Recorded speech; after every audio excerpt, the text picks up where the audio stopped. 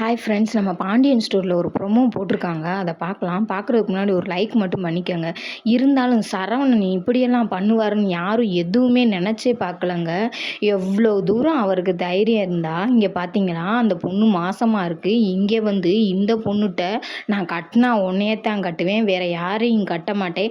அவகிட்ட பிள்ளை இருந்தாலும் பிள்ளை மட்டும் எனக்கு சொந்தம், அவள் வேணா உன்னையத்தான் என்னைக்கா இருந்தாலும் கல்யாணம் முடிச்சுக்குவேன்னு இவர் செய்கிற செயல் சரியாங்க? நீங்களே சொல்லுங்கள். எவ்வளவு மயில் வந்து தப்பு செஞ்சாங்க தான், இல்லைன்னு சொல்லலை. இன்றைக்கி வந்து அவரோட குழந்தைய சுமந்துக்கிட்டு இருக்காங்க.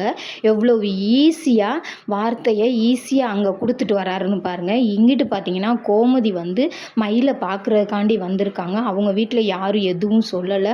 ஆனால் கோமதிக்கு வந்து மயிலை பார்த்தோன்னே அழுக தாங்க முடியல. அழுதுகிட்டே சொல்கிறாங்க, இந்த சூழ்நிலையில் போய் உன்னை எவ்வளோ தூரம் பண்ணிட்டோமேம்மா, ஒதுக்கி வச்சுட்டோமேம்மா, ஏதாவது ஒன்றுனா மன்னிச்சுக்கம்மா அப்படின்னு சொல்லிட்டு, உன் வயிற்றில் வளர்கிற குழந்தைக்கு என்னைக்கா இருந்தாலும் எங்கள் வாரிசு, அந்த வாரிசுக்கு எந்த ஒரு கஷ்டத்தையும் நாங்கள் கொடுக்க மாட்டோம். இப்போதைக்கு நீ இங்கே இருமா, நான் வந்து உன்னைய வீட்டுக்கு கூட்டிகிட்டு போகிறதுக்கு என்ன ஏற்பாடு பண்ணணுமோ அதை நான் பண்ணுறேன் அப்படின்னு சொல்லி சொல்கிறாங்க கோமதி. கோமதி சொன்னோன்னே மயில் மனசுக்குள்ளே ஏதோ ஒன்று உறுத்துது. அதை அவங்க வெளியில் சொல்லலை.